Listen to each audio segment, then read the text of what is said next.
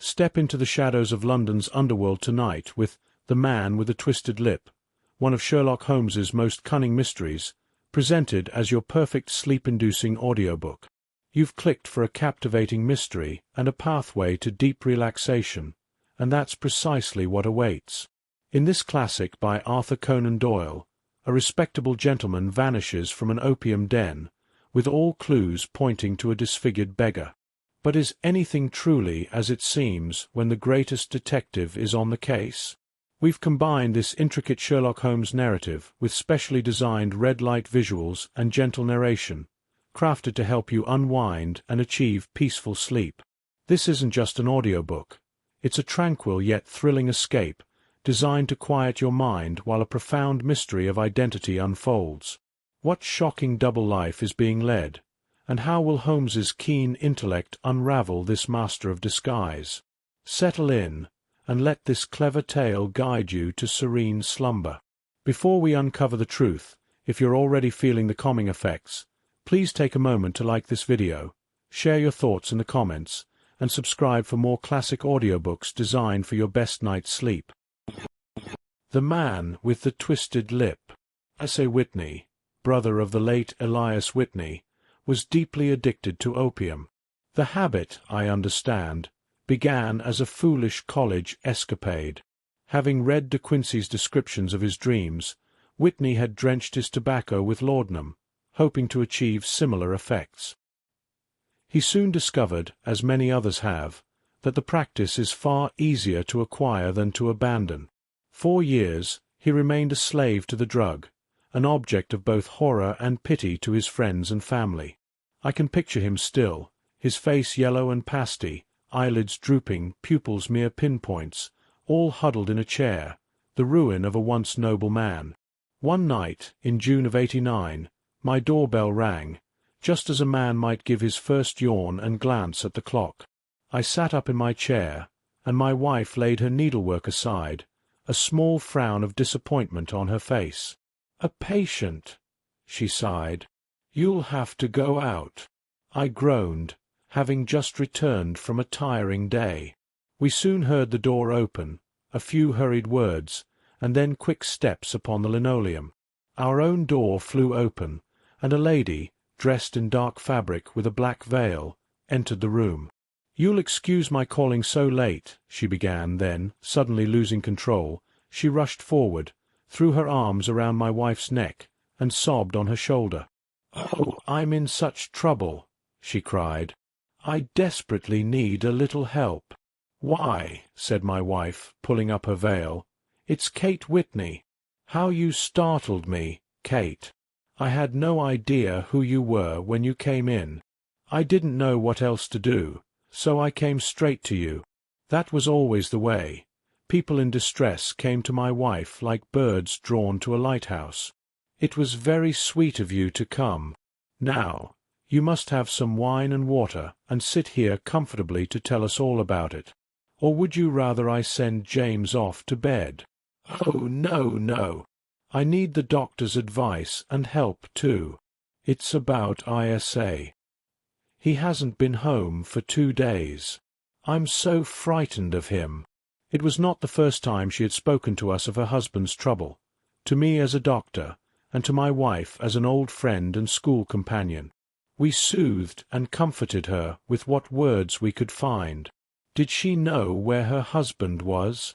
Was it possible to bring him back to her? It seemed it was. She had reliable information that lately, when the craving was upon him, he had frequented an opium den in the furthest east end of the city. Previously, his binges had always been limited to a single day, and he would return, twitching and shattered, by evening.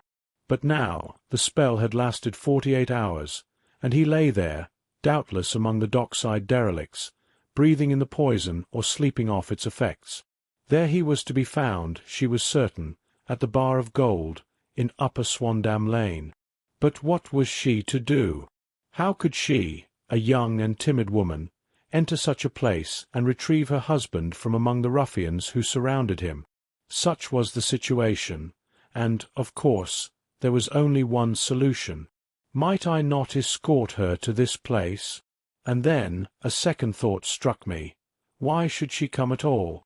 I was Isa Whitney's medical adviser and, as such, had influence over him. I could manage it better alone. I gave her my word that I would send him home in a cab within 2 hours if he was indeed at the address she had given me. And so, in 10 minutes, I had left my armchair and cheerful sitting-room behind, speeding eastward in a hansom on what seemed to me, at the time, a strange errand. Only the future would reveal just how strange it was to become. The first stage of my adventure presented no great difficulty. Upper Swandam Lane is a wretched alley lurking behind the high wharves that line the north side of the river, east of London Bridge. Between a cheap clothing shop and a gin shop, approached by a steep flight of steps leading down to a black gap like the mouth of a cave, I found the den I sought. Ordering my cab to wait, I descended the steps, worn hollow in the centre by the ceaseless tread of drunken feet. By the light of a flickering oil lamp above the door, I found the latch and entered a long, low room, thick and heavy with brown opium smoke, and lined with wooden berths, like the forecastle of an emigrant ship. Through the gloom, one could dimly glimpse bodies lying in strange, fantastic poses, bowed shoulders, bent knees, heads thrown back, chins pointing upward, with here and there a dark lacklustre. I turned toward the newcomer. Out of the black shadows, little red circles of light glimmered, now bright, now faint, as the burning poison waxed or waned in the bowls of the metal pipes. Most lay silent, but some muttered to themselves, while others conversed in a strange, low, monotonous voice, their talk coming in bursts, then suddenly trailing off into silence, each mumbling his own thoughts, paying little heed to his neighbour's words.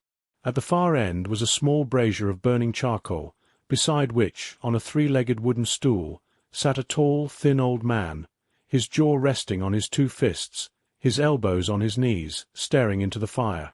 As I entered, a sallow Malay attendant hurried up with a pipe for me and a supply of the drug, beckoning me to an empty berth. "Thank you, I have not come to stay," I said. "There is a friend of mine here, Mr. Isa Whitney, and I wish to speak with him." There was a movement and an exclamation from my right, and peering through the gloom, I saw Whitney, pale, haggard, and unkempt, staring out at me. "My God! It's Watson!" he exclaimed. He was in a pitiable state of withdrawal, every nerve a-flutter. "I say, Watson, what time is it?" "Nearly 11. "Of what day?" "On Friday, June 19th. "Good heavens! I thought it was Wednesday." "It is Wednesday. Why do you want to frighten a chap?" He buried his face in his arms and began to sob in a high, reedy voice. "I tell you it is Friday, man. Your wife has been waiting for you these past 2 days. You should be ashamed of yourself." "So I am. But you've got mixed up, Watson, for I have only been here a few hours. 3 pipes, 4 pipes. I forget how many. But I'll go home with you. I wouldn't frighten Kate, poor little Kate. Give me your hand. Have you a cab?" "Yes, I have one waiting." "Then I shall go in it. But I must owe something. Find what I owe, Watson. I am all off colour. I can do nothing for myself." I walked down the narrow passage between the double row of sleepers, holding my breath to keep out the vile, stupefying fumes of the drug, and looking about for the manager. As I passed the tall man by the brazier, I felt a sudden tug at my coat, and a low voice whispered, "Walk past me, and then look back at me." The words fell quite distinctly upon my ear. I glanced down. They could only have come from the old man at my side, and yet he sat as absorbed as ever, very thin, very wrinkled, bent with age, an opium pipe dangling between his knees as though it had dropped from his fingers in sheer lassitude. I took 2 steps forward and looked back. It took all my self-control to keep from crying out in astonishment. He had turned his back so that only I could see him. His form had filled out, his wrinkles were gone, his dull eyes had regained their fire, and there, sitting by the fire, grinning at my surprise, was none other than Sherlock Holmes. He made a slight motion for me to approach him, and instantly, as he turned his face half round to the company once more, he subsided into doddering, loose-lipped senility. "Holmes," I whispered, "what on earth are you doing in this den?" "As low as you can," he answered. "I have excellent ears. If you would have the great kindness to get rid of that Scottish friend of yours, I should be exceedingly glad to have a little talk with you. I have a cab outside. Then pray to send him home in it. You may safely trust him, for he appears too limp to get into any mischief. I would also recommend you send a note by the cabman to your wife, saying you have thrown in your lot with me. If you will wait outside, I shall be with you in 5 minutes." It was difficult to refuse any of Sherlock Holmes' requests, for they were always so exceedingly definite and put forward with such a quiet air of mastery. I felt, however, that once Whitney was safely in the cab, my mission was practically accomplished. As for the rest, I could not wish for anything better than to be associated with my friend in one of those singular adventures which were the normal condition of his existence. In a few minutes I had written my note, paid Whitney's bill, led him out to the cab, and watched him driven away through the darkness. A very short time later, a decrepit figure emerged from the opium den, and I was walking down the street with Sherlock Holmes. For 2 streets he shuffled along with a bent back and an uncertain gait. Then, glancing quickly around, he straightened himself and burst into a hearty fit of laughter. "I suppose, Watson," he said, "that you imagine I have added opium smoking to cocaine injections, and all the other little weaknesses on which you have favoured me with your medical views. I was certainly surprised to find you there, but not more so than I to find you. I came to find a friend, and I will find an enemy." "An enemy?" "Yes, one of my natural enemies, or shall I say, my natural prey. Briefly, Watson, I am in the midst of a very remarkable inquiry, and I have hoped to find a clue in the incoherent ramblings of these sorts, as I have done before now. Had I been recognized in that den, my life would not have been worth an hour's purchase, for I have used it before now for my own purposes, and the rascally Lascar who runs it has sworn to have vengeance upon me. There is a trapdoor at the back of that building, near the corner of Paul's Wharf, which could tell some strange tales of what has passed through it on moonless nights." "What? You don't mean bodies?" "Bodies, Watson. We would be rich men if we had £1,000 for every poor devil who has been done to death in that den. It is the vilest murder trap on the whole riverside, and I fear that Neville St. Clair has entered it never to leave it more. But our trap should be here." He put his 2 forefingers between his teeth and whistled shrilly, a signal answered by a similar whistle from the distance, followed shortly by the rattle of wheels and the clink of horses' hoofs. "Now, Watson," said Holmes, as a tall dog-cart dashed up through the gloom, casting 2 golden tunnels of yellow light from its side lanterns. "You'll come with me, won't you? If I can be of use." "Oh, a trusty comrade is always of use, and a chronicler still more so. My room at the Cedars is a double-bedded one." "The Cedars?" "Yes, that is Mr. St. Clair's house. I am staying there while I conduct the inquiry." "Where is it, then?" "Near Lee, in Kent. We have a 7-mile drive before us. But I am entirely in the dark." "Of course you are. You'll know all about it presently. Jump up here." "All right, John. We shall not need you. Here's £0.50. Look out for me tomorrow, about 11. Give her her head. So long, then." He flicked the horse with his whip, and we dashed away through the endless succession of sombre and deserted streets, which gradually widened until we were flying across a broad, balustrade bridge, with a murky river flowing sluggishly beneath us. Beyond lay another dull wilderness of bricks and mortar, its silence broken only by the heavy, regular footfall of the policeman, or the songs and shouts of some belated party of revellers. A dull mist was drifting slowly across the sky, and a star or two twinkled dimly here and there through the rifts in the clouds. Holmes drove in silence, his head sunk upon his breast, with the air of a man lost in thought. I sat beside him, curious to learn what this new quest might be that seemed to tax his powers so sorely, yet afraid to interrupt the current of his thoughts. We had driven several miles, and were beginning to reach the fringe of suburban villas when he shook himself, shrugged his shoulders, and lit his pipe with the air of a man who has satisfied himself that he is acting for the best. "You have a grand gift of silence, Watson," he said. "It makes you quite invaluable as a companion. 'Pon my word, it is a great thing for me to have someone to talk to, for my own thoughts are not overly pleasant. I was wondering what I should say to this dear little woman tonight when she meets me at the door. You forget that I know nothing about it. I shall just have time to tell you the facts of the case before we reach Lee. It seems absurdly simple, and yet, somehow I can find nothing to build upon. There's plenty of thread, no doubt, but I can't get the end of it into my hand. Now, I'll state the case clearly and concisely to you, Watson, and perhaps you can see a spark where all is dark to me. Proceed, then.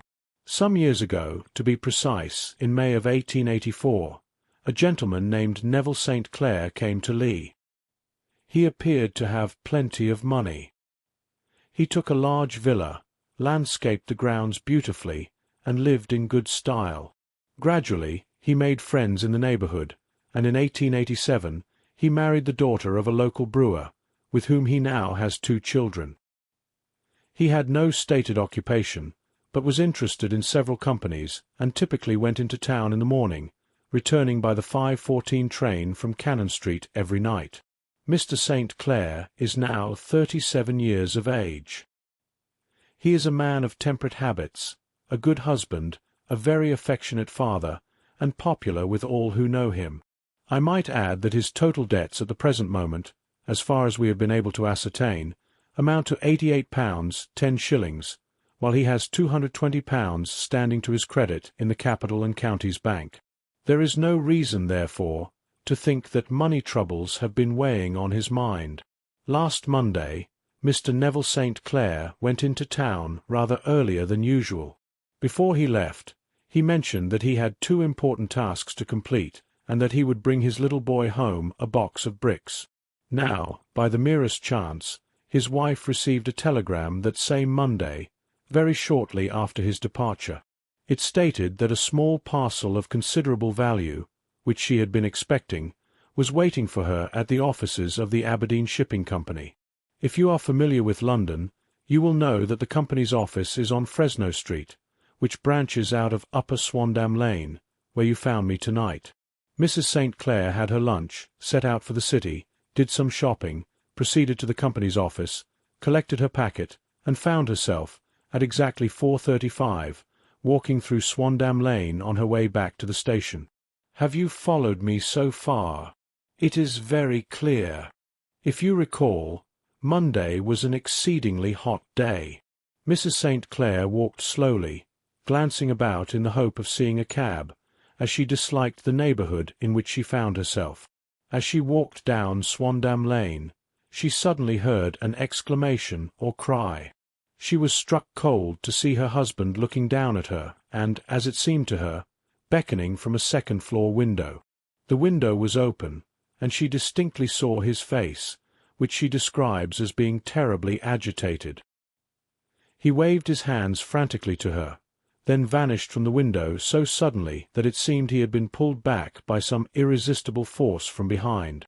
One singular point that struck her quick feminine eye was that although he wore a dark coat, such as he had started to town in, he had on neither collar nor necktie. Convinced that something was amiss with him, she rushed down the steps, for the house was none other than the opium den where you found me tonight. Running through the front room, she tried to ascend the stairs that led to the first floor. At the foot of the stairs, however, she met the Lascar scoundrel of whom I have spoken. He thrust her back, and, aided by a Dane who acts as his assistant there, pushed her out into the street. Filled with maddening doubts and fears, she rushed down the lane and, by rare good fortune, met in Fresno Street a number of constables with an inspector, all on their way to their beat.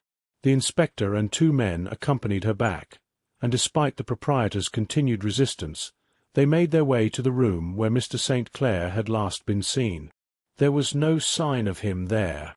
In fact, on that entire floor, no one was to be found save a crippled wretch of hideous aspect, who, it seems, made his home there.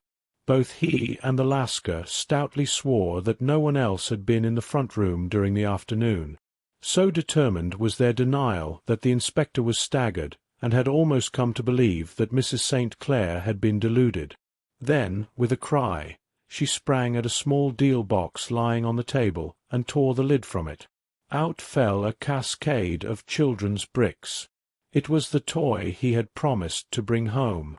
This discovery, and the evident confusion the cripple showed, made the inspector realize the matter was serious. The rooms were carefully examined, and the results all pointed to an abominable crime. The front room was plainly furnished as a sitting room and led into a small bedroom which looked out onto the back of one of the wharves. Between the wharf and the bedroom window is a narrow strip, dry at low tide, but covered at high tide with at least 4½ feet of water. The bedroom window was broad and opened from below. On examination, traces of blood were visible on the window-sill, and several scattered drops were on the wooden floor of the bedroom. Thrust away behind a curtain in the front room were all of Mr. Neville St. Clair's clothes, with the exception of his coat.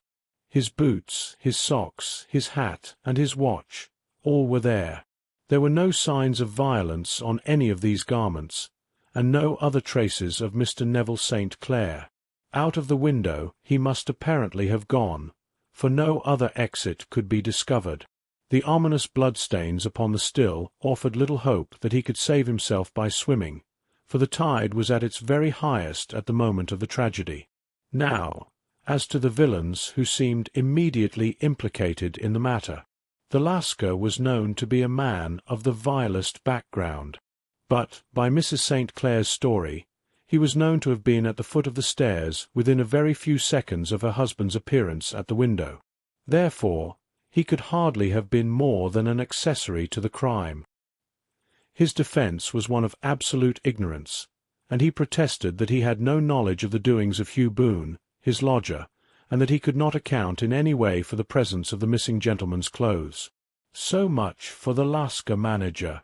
Now for the sinister cripple who lives on the 2nd floor of the opium den, and who was certainly the last human being whose eyes rested upon Neville St. Clair. His name is Hugh Boone, and his hideous face is familiar to every man who frequently visits the city. He is a professional beggar, though to avoid police regulations, he pretends to a small trade in wax vestas, or matches. A little distance down Threadneedle Street, on the left-hand side, there is, as you may have noticed, a small angle in the wall. Here it is that this creature takes his daily seat, cross-legged, with his tiny stock of matches on his lap. As he is a piteous spectacle, a small shower of charity descends into the greasy leather cap that lies on the pavement beside him. I have watched the fellow more than once, long before I ever thought of making his professional acquaintance, and I have been surprised at the harvest he reaps in a short time. His appearance, you see, is so remarkable that no one can pass him without observing him. A shock of orange hair, a pale face disfigured by a horrible scar which, by its contraction, has turned up the outer edge of his upper lip, a bulldog chin, and a pair of very penetrating dark eyes, which present a singular contrast to the colour of his hair, all mark him out from amid the common crowd of mendicants. So, too, does his wit, for he is ever ready with a reply to any jibe that passers-by may throw at him. This is the man whom we now learn to have been the lodger at the opium den, and to have been the last man to see the gentleman of whom we are in quest. But a cripple, I said. What could he have done single-handed against a man in the prime of life? He is a cripple in the sense that he walks with a limp, but in other respects he appears to be a powerful and well-nourished man. Surely your medical experience would tell you, Watson, that weakness in one limb is often compensated for by exceptional strength in the others. Pray continue your narrative. Mrs. St. Clair had fainted at the sight of the blood on the window, and she was escorted home in a cab by the police, as her presence could be of no help to them in their investigations. Inspector Barton, who had charge of the case, made a very careful examination of the premises, but without finding anything that shed light on the matter. One mistake had been made in not arresting Boone instantly, as he was allowed a few minutes during which he might have communicated with his friend, the Lascar. But this fault was soon remedied, and he was seized and searched, without anything being found that could incriminate him. There were, it is true, some blood-stains on his right shirt-sleeve, but he pointed to his ring finger, which had been cut near the nail, and explained that the bleeding came from there, adding that he had been to the window not long before, and that the stains observed there doubtless came from the same source. He denied strenuously ever having seen Mr. Neville St. Clair, and swore that the presence of the clothes in his room was as much a mystery to him as to the police. As to Mrs. St. Clair's assertion that she had actually seen her husband at the window, he declared that she must have been either mad or dreaming. He was removed, loudly protesting, to the police station, while the inspector remained on the premises in the hope that the ebbing tide might afford some fresh clues. And it did, though they hardly found upon the mud bank what they had feared to find. It was Neville St. Clair's coat, and not Neville St. Clair himself, which lay uncovered as the tide receded. And what do you think they found in the pockets? I cannot imagine. No, I don't think you would guess. Every pocket stuffed with pennies and halfpennies, 421 pennies and 270 halfpennies. It was no wonder that it had not been swept away by the tide. But a human body is a different matter. There is a fierce eddy between the wharf and the house. It seemed likely enough that the weighted coat had remained when the stripped body had been sucked away into the river. But I understand that all the other clothes were found in the room. Would the body be dressed in a coat alone? No, sir, but the facts might be met speciously enough. Suppose that this man, Boone, had thrust Neville St. Clair through the window. No human eye could have seen the deed. What would he do then? It would, of course, instantly strike him that he must get rid of the telltale garments. He would seize the coat, then, and be in the act of throwing it out, when it would occur to him that it would swim and not sink. He has little time, for he has heard the scuffle downstairs when the wife tried to force her way up, and perhaps he has already heard from his Lascar confederate that the police are hurrying up the street. There is not an instant to be lost. He rushes to some secret hoard, where he has accumulated the fruits of his beggary, and he stuffs all the coins he can lay his hands on into the pockets to ensure the coat sinks. He threw it out, and would have done the same with the other garments, had he not heard the rush of steps below, and only just had time to close the window when the police appeared. It certainly sounds plausible. Well, we will take it as a working hypothesis for want of a better one. Boone, as I have told you, was arrested and taken to the station, but it could not be shown that there had ever before been anything against him. He had for years been known as a professional beggar, but his life appeared to have been a very quiet and innocent one. There the matter stands at present, and the questions that have to be solved, what Neville St. Clair was in the opium den, what happened to him when there, where he is now, and what Hugh Boone had to do with his disappearance, are all as far from a solution as ever. I confess that I cannot recall any case within my experience which at first glance looked so simple and yet presented such difficulties. While Sherlock Holmes had been detailing this singular series of events, we had been whirling through the outskirts of the great town until the last straggling houses had been left behind. We rattled along with a country hedge on either side of us. Just as he finished, however, we drove through 2 scattered villages, where a few lights still glimmered in the windows. "We are on the outskirts of Lee," said my companion. "We have touched on 3 English counties in our short drive, starting in Middlesex, passing over an angle of Surrey, and ending in Kent. See that light among the trees? That is the cedars, and beside that lamp sits a woman whose anxious ears have already, I have little doubt, caught the clink of our horses' feet. But why are you not conducting the case from Baker Street?" I asked. "Because there are many inquiries which must be made out here. Mrs. St. Clair has most kindly put 2 rooms at my disposal, and you may rest assured that she will have nothing but a welcome for my friend and colleague. I hate to meet her, Watson, when I have no news of her husband. Here we are. Whoa, there, whoa." We had pulled up in front of a large villa which stood within its own grounds. A stable-boy had run out to the horse's head, and springing down, I followed Holmes up the small, winding gravel drive which led to the house. As we approached, the door flew open, and a little blonde woman stood in the opening, clad in some sort of light silk muslin, with a touch of fluffy pink chiffon at her neck and wrists. She stood with her figure outlined against the flood of light, one hand upon the door, one half raised in her eagerness, her body slightly bent, her head and face protruding, with eager eyes and parted lips, a standing question. "Well," she cried, "well," and then, seeing that there were 2 of us, she gave a cry of hope which sank into a groan as she saw that my companion shook his head and shrugged his shoulders. "No good news. None. No bad. No. Thank God for that. But come in. You must be weary, for you have had a long day. This is my friend, Dr. Watson. He has been of most vital use to me in several of my cases, and a lucky chance has made it possible for me to bring him out and associate him with this investigation." "I am delighted to see you," she said, pressing my hand warmly. "You will, I am sure, forgive anything that may be wanting in our arrangements, when you consider the blow which has come so suddenly upon us." "My dear madam," I said, "I am an old campaigner, and if I were not, I can very well see that no apology is needed. If I can be of any assistance, either to you or to my friend here, I shall be indeed happy."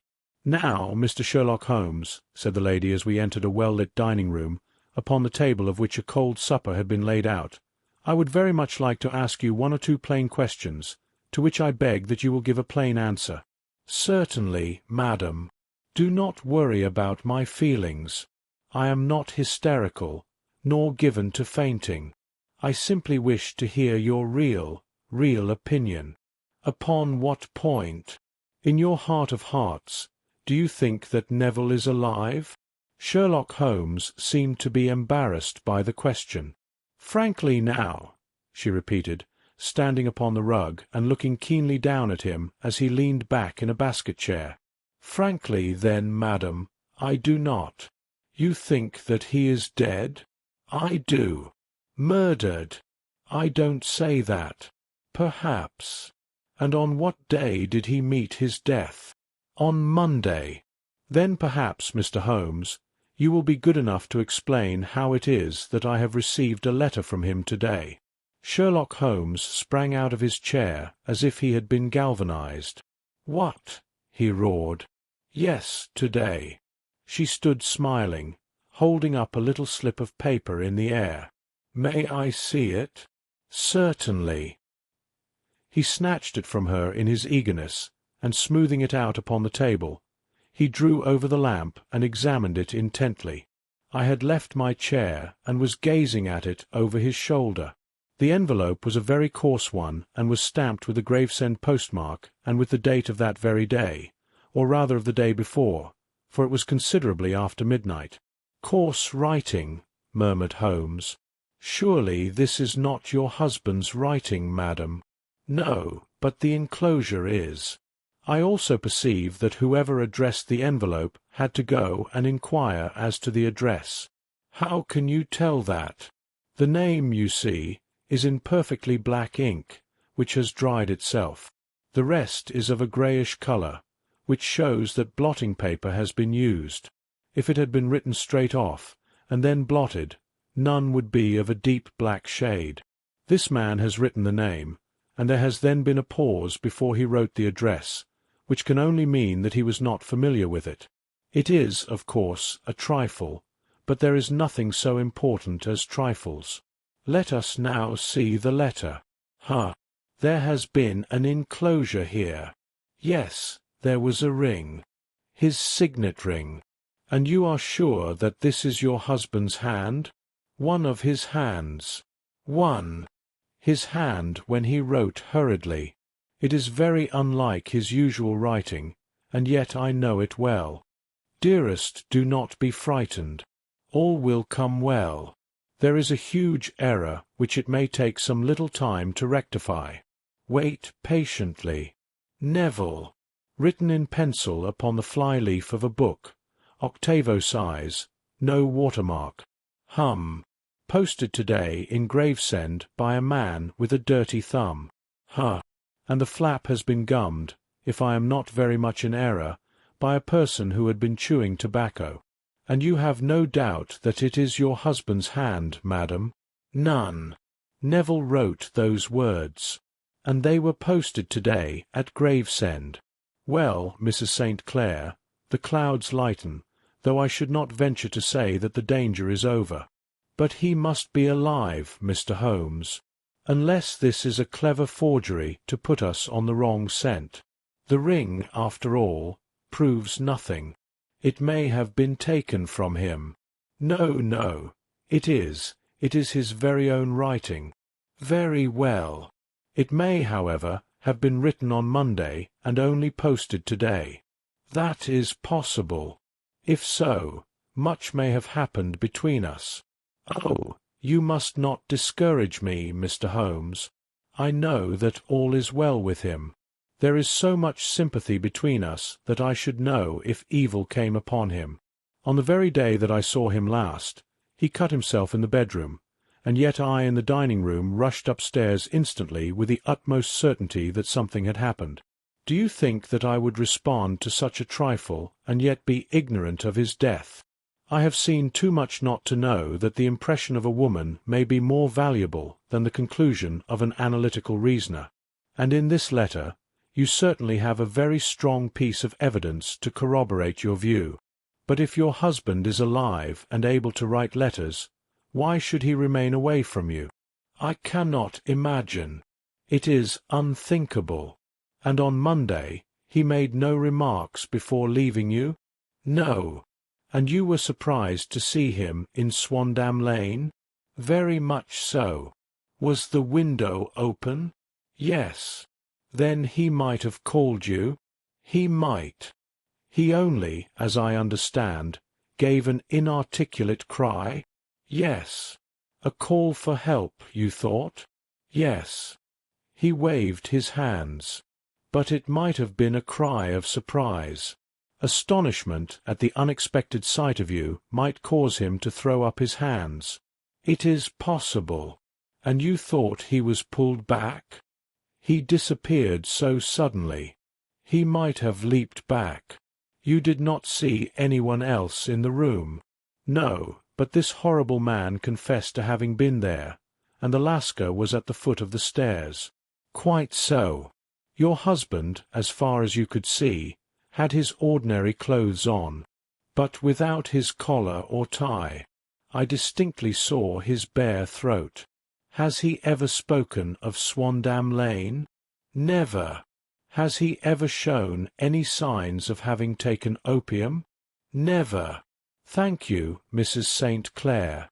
Those are the principal points about which I wished to be absolutely clear. We shall now have a little supper and then retire, for we may have a very busy day tomorrow. A large and comfortable double-bedded room had been placed at our disposal, and I was quickly between the sheets, for I was weary after my night of adventure. Sherlock Holmes was a man, however, who, when he had an unsolved problem on his mind, would go for days, and even for a week, without rest. He would turn it over, rearranging his facts, looking at it from every point of view until he had either fathomed it or convinced himself that his data were insufficient. It was soon evident to me that he was now preparing for an all-night sitting. He took off his coat and waistcoat, put on a large blue dressing-gown, and then wandered about the room collecting pillows from his bed and cushions from the sofa and armchairs.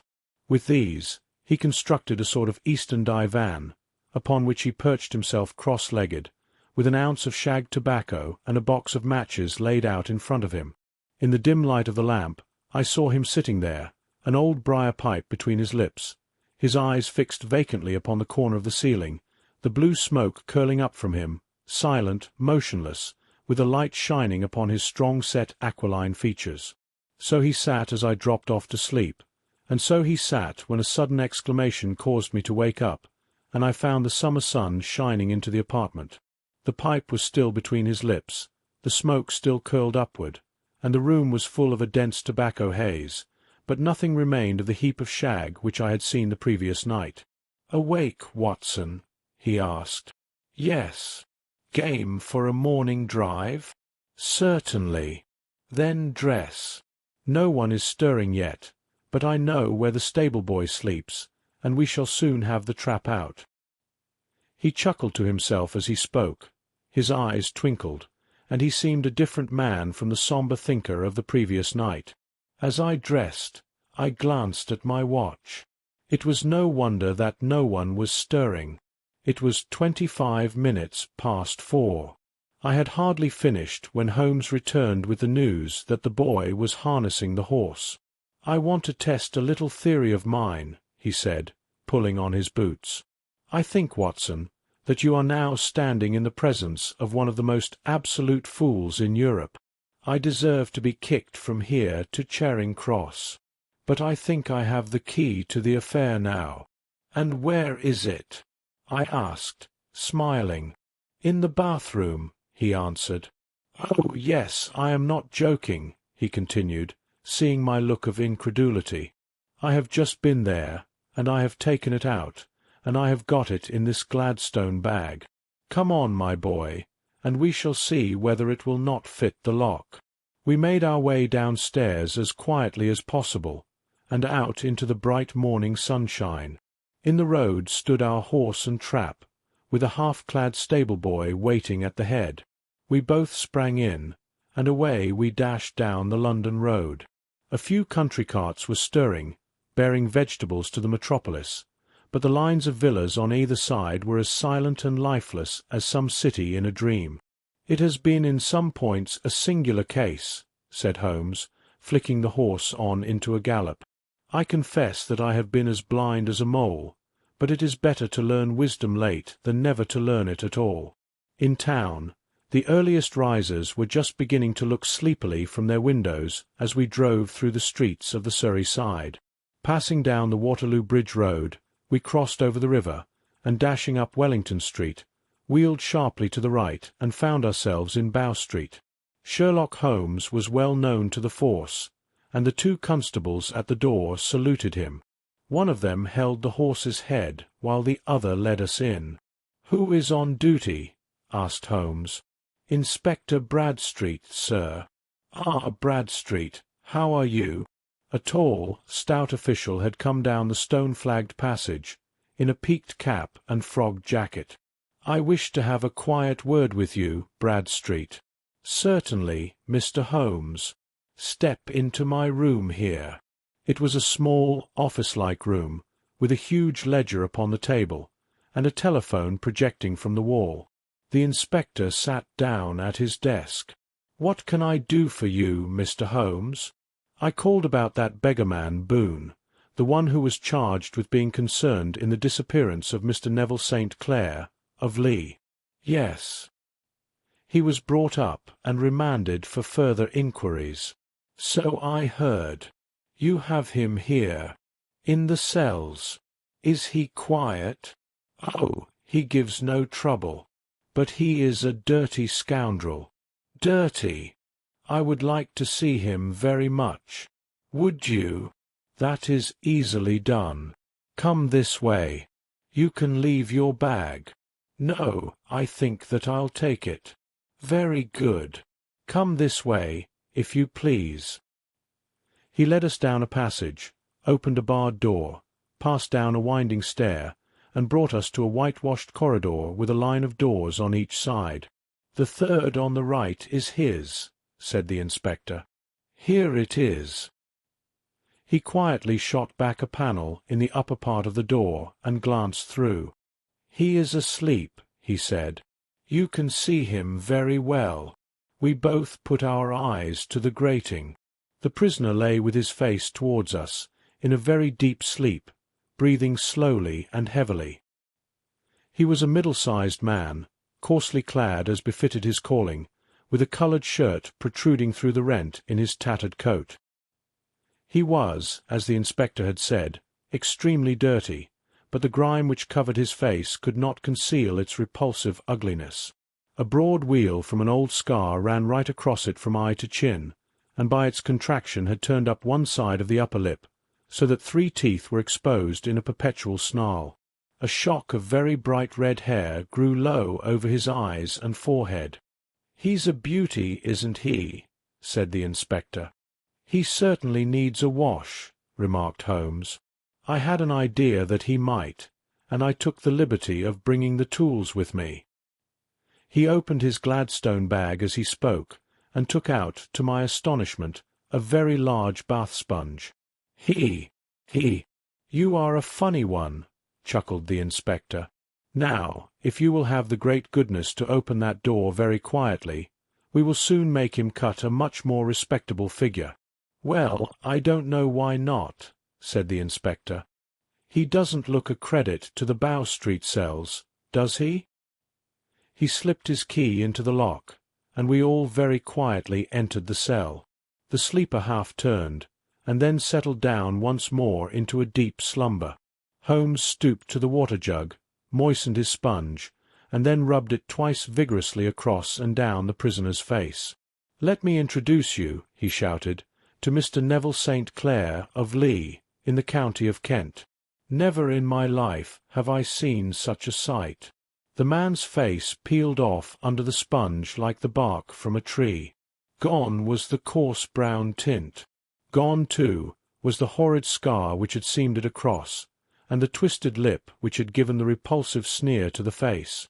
A twitch brought away the tangled red hair, and there, sitting up in his bed, was a pale, sad-faced, refined-looking man, black-haired and smooth-skinned, rubbing his eyes and staring about him with sleepy bewilderment. Then, suddenly realizing the exposure, he broke into a scream and threw himself down with his face to the pillow. "Great heavens!" cried the inspector. "It is, indeed, the missing man. I know him from the photograph." The prisoner turned with the reckless air of a man who abandons himself to his destiny. "Be it so," he said. "And pray what am I charged with?" "With making away with Mr. Neville St. Oh, come, you can't be charged with that unless they make a case of attempted suicide of it," said the inspector with a grin. "Well, I have been 27 years in the force, but this really takes the cake. If I am Mr. Neville St. Clair, then it is obvious that no crime has been committed, and that, therefore, I am illegally detained." "No crime, but a very great error has been committed," said Holmes. "You would have done better to have trusted your wife." "It was not the wife, it was the children," groaned the prisoner. "God help me, I would not make them ashamed of their father. My God! What an exposure! What can I do?" Sherlock Holmes sat down beside him on the couch and patted him kindly on the shoulder. "If you leave it to a court of law to clear the matter up," he said, "of course you can hardly avoid publicity. On the other hand, if you convince the police authorities that there is no possible case against you, I do not know that there is any reason that the details should find their way into the papers. Inspector Bradstreet would, I am sure, make notes upon anything which you might tell us and submit it to the proper authorities. The case would then never go into court at all." "God bless you!" cried the prisoner passionately.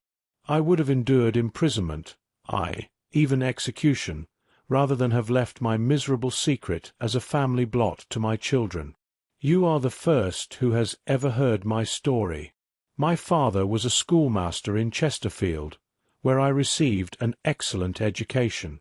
I travelled in my youth, took to the stage, and finally became a reporter on an evening paper in London. One day my editor wished to have a series of articles upon begging in the metropolis, and I volunteered to supply them. There was the point from which all my adventures started. It was only by trying begging as an amateur that I could get the facts upon which to base my articles. When I was an actor I had, of course, learned all the secrets of making up, and had been famous in the green room for my skill. I took advantage of my attainments. I painted my face, and to make myself as pitiable as possible, I made a good scar and fixed one side of my lip in a twist by the aid of a small slip of flesh-coloured plaster. Then, with a red head of hair and an appropriate dress, I took my station in the business part of the city, ostensibly as a match-seller but really as a beggar. For 7 hours I plied my trade, and when I returned home in the evening I found to my surprise that I had received no less than 26 shillings and 4 pence. I wrote my articles and thought little more of the matter until, some time later, I backed a bill for a friend and had a writ served upon me for £25. I was at my wits' end where to get the money, but a sudden idea came to me. I begged for a fortnight's grace from the creditor, asked for a holiday from my employers, and spent the time begging in the city under my disguise. In 10 days I had the money and had paid the debt. Well, you can imagine how hard it was to settle down to arduous work at £2 a week when I knew that I could earn as much in a day by smearing my face with a little paint, laying my cap on the ground, and sitting still. It was a long fight between my pride and the money, but the dollars won at last, and I threw up reporting and sat day after day in the corner which I had first chosen, inspiring pity by my ghastly face and filling my pockets with coppers. Only one man knew my secret. He was the keeper of a low den in which I used to lodge in Swandam Lane, where every morning I could emerge as a squalid beggar, and in the evenings transform myself into a well-dressed man about town. This fellow, Alaska, was well paid by me for his rooms, so that I knew that my secret was safe in his possession. I would like to see him very much. Would you? That is easily done. Come this way. You can leave your bag. No, I think that I'll take it. Very good. Come this way, if you please. He led us down a passage, opened a barred door, passed down a winding stair, and brought us to a whitewashed corridor with a line of doors on each side. "The third on the right is his," said the inspector. "Here it is." He quietly shot back a panel in the upper part of the door and glanced through. "He is asleep," he said. "You can see him very well." We both put our eyes to the grating. The prisoner lay with his face towards us, in a very deep sleep, breathing slowly and heavily. He was a middle-sized man, coarsely clad as befitted his calling, with a coloured shirt protruding through the rent in his tattered coat. He was, as the inspector had said, extremely dirty, but the grime which covered his face could not conceal its repulsive ugliness. A broad weal from an old scar ran right across it from eye to chin, and by its contraction had turned up one side of the upper lip, so that 3 teeth were exposed in a perpetual snarl. A shock of very bright red hair grew low over his eyes and forehead. "He's a beauty, isn't he?" said the inspector. "He certainly needs a wash," remarked Holmes. "I had an idea that he might, and I took the liberty of bringing the tools with me." He opened his Gladstone bag as he spoke, and took out, to my astonishment, a very large bath-sponge. "He! You are a funny one," chuckled the inspector. "Now, if you will have the great goodness to open that door very quietly, we will soon make him cut a much more respectable figure." "Well, I don't know why not," said the inspector. "He doesn't look a credit to the Bow Street cells, does he?" He slipped his key into the lock, and we all very quietly entered the cell. The sleeper half turned, and then settled down once more into a deep slumber. Holmes stooped to the water-jug, moistened his sponge, and then rubbed it twice vigorously across and down the prisoner's face. "Let me introduce you," he shouted, "to Mr. Neville St. Clair of Lee, in the county of Kent.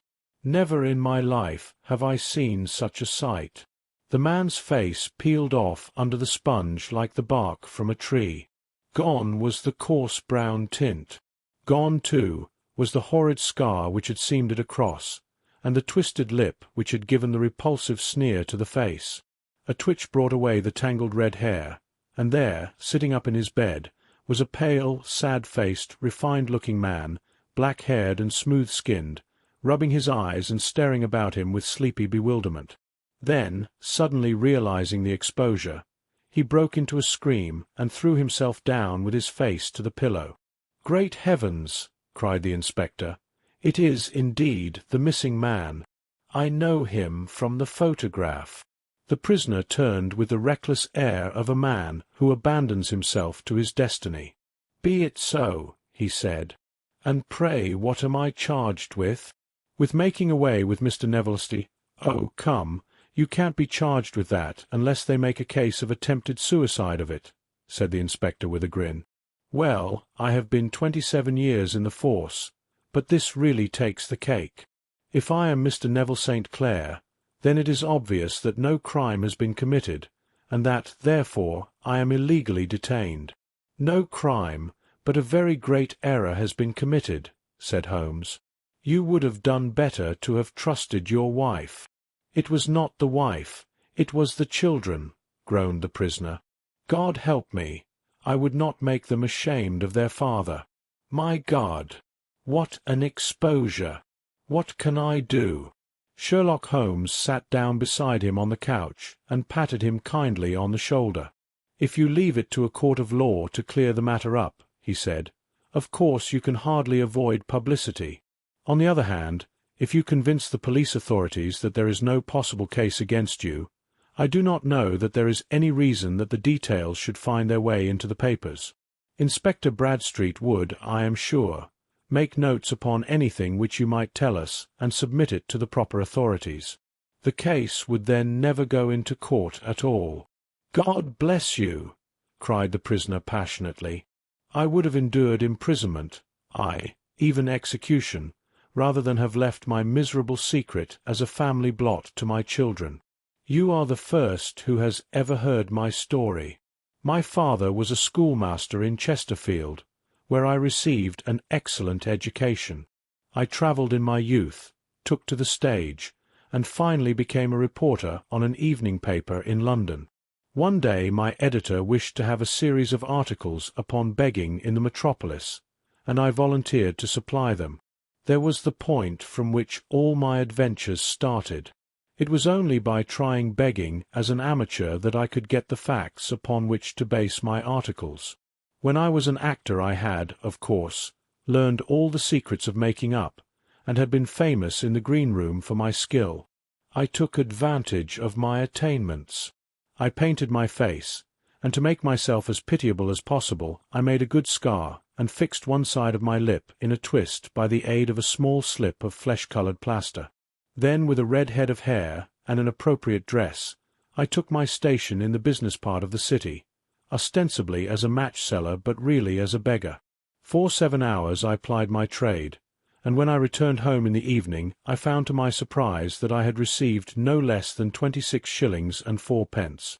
I wrote my articles and thought little more of the matter until, some time later, I backed a bill for a friend and had a writ served upon me for £25.